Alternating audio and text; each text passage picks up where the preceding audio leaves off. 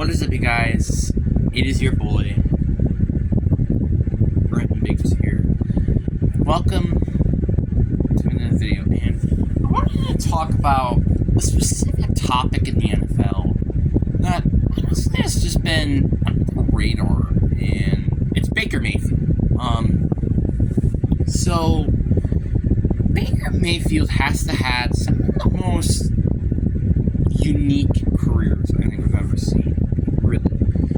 Because he would be drafted the #1 overall pick, as not a lot of people were expecting him to get drafted that high.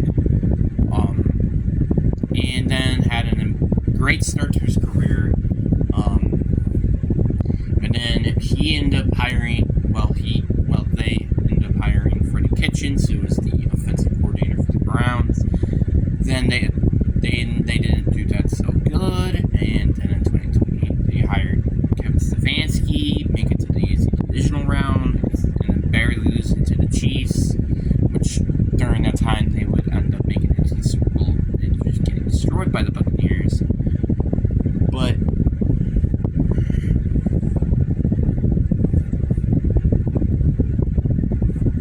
and then things kind of started to go downhill for him. He had a hurt shoulder for most of the season, but yeah, he was still playing. Then he got traded to the Panthers. Then he got cut from the Panthers. Then he went to the Rams. Actually had a good season. The rest of the season they filled with the Rams. And then we have this season. So before we get into this season, I just wanted to talk about, this is something very interesting to me. I always think this is interesting. Why do they ever move on from Baker Mayfield? Because, I really do think that this is a very, in my opinion, I thought the shoulder injury just completely screwed him up during the time. Then his next excuse to me with 2022 would be the fact that he had Matt Rule and Steve Wilks as head coaches. Yes, Steve Wilks actually ended up making P.J. Walker actually decent, but at the same time, it just didn't seem like that was the right scheme for him. And he went to the Rams, and then he actually played pretty alright. So you kind of get the point here. It's very interesting, to say the least, his career. He's had ups, don't get me wrong, but there's also been some downs for him. And it's not his fault. And then you have the 2022 offseason, or 2023 offseason, where the Buccaneers ended up signing Baker Mayfield on a one-year deal. So this is actually, I thought, was an interesting move, to say the least, because I thought what they could have just did was rebuild their team and, stuff like that. They tried to, rebuild their team and stuff. What I was surprised with them to actually signing Baker Mayfield and actually continue the core that they have, that was what I was very surprised about. I'm not saying it was terrible to keep the pieces together. I'm just, very interested to see why they did this in the first place. But, yeah, I'm not even going to complain. But, so that's just what makes things interesting to me. And then you got this season, which he's actually been pretty good so far. I think he has over 2,000 yards, 19 touchdowns, and only 5 interceptions. So he's actually been playing pretty good. And according to PFF, I think it said, it was 73.9 PFF, which this is the second lowest in his career. But yeah, and by the way, I want to mention that real quick. This is the second lowest in his entire career. I'm pretty sure it is. I don't remember. I think it was third or second lowest. I think. I don't remember. But it was it's the middle of the pack of all of his career. All the career seasons. So he's been playing actually alright. And, that's a good thing. Because, this team was okay, let's see what Baker Mayfield got, and maybe if he's not the guy, we might want to just roll with Kyle Trask and see what he has. And none of them are the answer. Let's just rebuild. I think that's what they were probably thinking during the time, just because it makes sense for them to do stuff like this. But, yeah. And also, this is just such an amazing story. And I'm also, one thing that I'm very interested of is how much a lot of people wrote off Baker Mayfield. I remember looking at some ranking videos, and people said said that Baker Mayfield was the worst ranked quarterback. And I'm like, what the hell? Why? Like, seriously, he's easily one of the most underrated quarterbacks heading into 2023 season. Which, speaking of itself, like, Baker Mayfield has actually looked alright this season. I mean, yeah, not as good as I think he could be in the right scheme and with the right amount of weapons on offense. But he's doing alright. I mean, yeah, you could wish that he might play a little bit better with players like Mike Evans, Chris Godwin, and heck, even Rasheed Whiteman playing better lately than Tristan Wirfs. But their O-line kind of needs some work, and Cade Otton, I just think is a whatever. And also, they don't really have a true WR3. I mean, maybe Trey Palmer, I guess, but that's about it. And then their defense is also kind of injury prone, so you can't really blame this entirely on Baker Mayfield. And the one thing that makes this team interesting is the fact that this team has actually been this good. I actually wrote off Todd Bowles to be one of the worst head coaches in the league because of how much they sucked last season with Tom Brady as your quarterback. But I guess that kind of just proves that maybe Tom Brady just wasn't it anymore. And Baker Mayfield is better than, well, I know this might sound weird, but I think Baker Mayfield might actually be better than the 2022 version of what we saw in Tom Brady. So, well, I don't think that's a stretch, just because the factor, again, that was his last season of his NFL career. So I guess you can't really say, oh my god, that's such a hot take.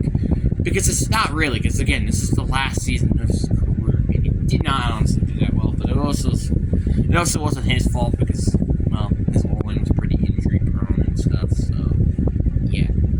But again, like, their off-season was very interesting for the Buccaneers, I would say, because, like, they traded Shaq Mason, they ended up signing Baker Mayfield, and it's just like, that was like it though. Like, they didn't really get anybody else. And in the draft, they got like Elijah Cansey, Cody March, who could have been a first-round pick.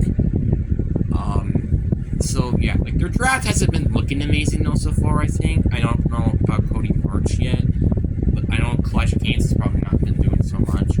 But I do know that Trey Palmer has been playing some role in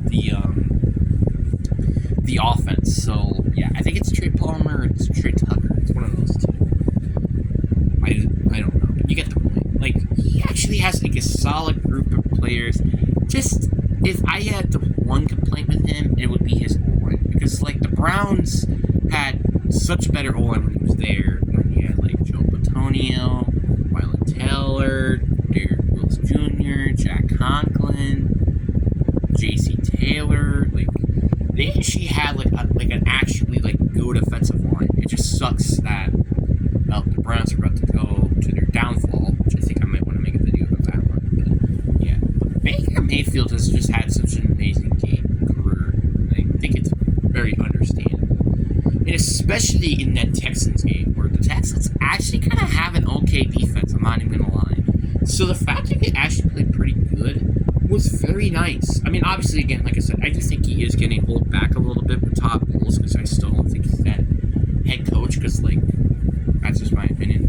But, look, this was my opinion before the season started. I'm like, this guy, he can be your franchise quarterback in the right scheme. Like, literally, we've seen it from Kevin Stefanski. We've seen it a little bit with Sean McVay. Like, we could see he's worth actually starting or being a backup quarterback option. Like, he's actually worth it. To me, he is. Like, honestly, I'm just saying this.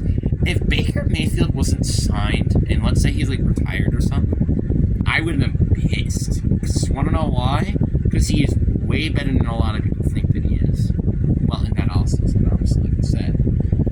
So, yeah. Obviously, I do have to admit, though, that, like, heading into the season, I did say that this team was not going to be that good. But I also said it because of Todd Bowles.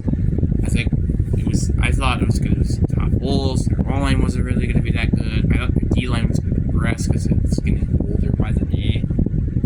So, yeah, that's kind of what I thought at first when I was predicting this team. And this team has actually been playing a lot better than I thought. This is actually a team that could potentially make a playoff run, because obviously this NFC has been not so. Where where you have the Eagles, who probably are going to get the number 1 seed. Then you have the Lions, who are good. They just can't beat good teams. Like, literally, you almost lost to the Chargers with Brandon Staley. Like, imagine you lost to the Chargers with Brandon Staley. That would suck for you guys. And I'm also hoping that we also beat the Chargers. So, yeah, then you have the Seahawks. Well, I mean, then you have the Niners, who've been very weird this year when they lost 3 in a row, 5 in a row. So what's going to happen? Are they going to win 3 in a row again? I don't know. Then you got the NFC East with the Dallas Cowboys. Actually, and then you have the New Orleans Saints, which, again, they're kind of poop. I'm not going to lie. Their offense is inconsistent, but their defense is always consistently good, so I don't know, I guess. But then you also have all the other wildcard teams, contenders. You have the Cowboys, which they have been either amazing, good, or just terrible, or bad. It's like none of the. If it's none of the 4. Then you got the Commanders, who have a high-power offense with Eric Bieniemy. You got the Atlanta Falcons, who I think are going to slowly try to fall apart real quick, I think, here. Then you also got the Seahawks, which are a underdog Super Bowl contender. And then you also have the Green Bay Packers and Minnesota Vikings. So you got all these teams, but then at the same time, I do think the Buccaneers are better than some teams. Now, the reason why I did say that this team probably will lose to the Packers is the Packers, it's like more later down the season, so we never know what's going to happen. But at the same time, it's like, I don't really know how good this team can truly be. Like, I think this team can make it to the playoffs, in my opinion. I just don't think it's going to happen so quickly. I just hope, honestly, I wish the best for Baker Mayfield. Baker Mayfield has had probably one of the most truly disrespectful stories in NFL history. Like, I'm not even gonna lie with you.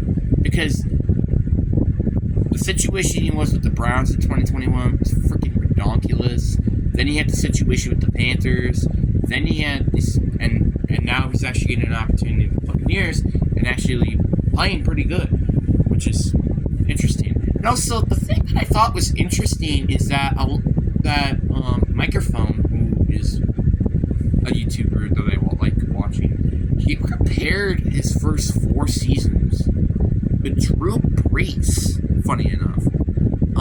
Because he had okay, I think, during the first 4 seasons, and then he started to be the MVP like we know him now.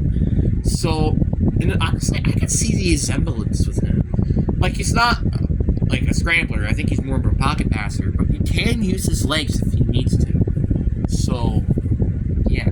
Obviously, I'm not saying that, Baker Mayfield, he should win Comeback Player of the Year. No, because Josh Dobbs just honestly deserves it, in my opinion. And honestly, I think it's not even a stretch to say, out of all the active quarterbacks, that he's probably a top 15 active quarterback because of all the injuries that we've been having lately.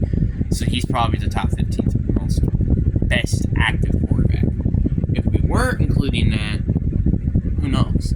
But I think I kind of want to maybe make a ranking about specifically on how the quarterbacks are heading into the rest of the season. I think I might want to make a video on that because I'm very curious to see where it would put Baker Mayfield at. And same thing with Josh Dobbs too, because he's been actually having an amazing season too. Which I honestly kind of want to make his own video too. But yeah, but anyway, that is it for today's video. I mean, I still am extremely hopeful. Obviously, I don't think he's gonna win. I think our Comeback Player of the Year.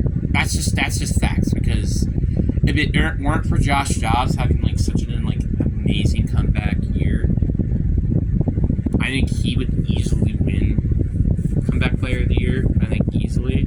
But honestly, I think heading into the season, I thought he could have maybe won Comeback Player of the Year. That's not, again, it's my opinion. I don't know if that's true or not, so, yeah, but anyway, hope you guys enjoyed this video.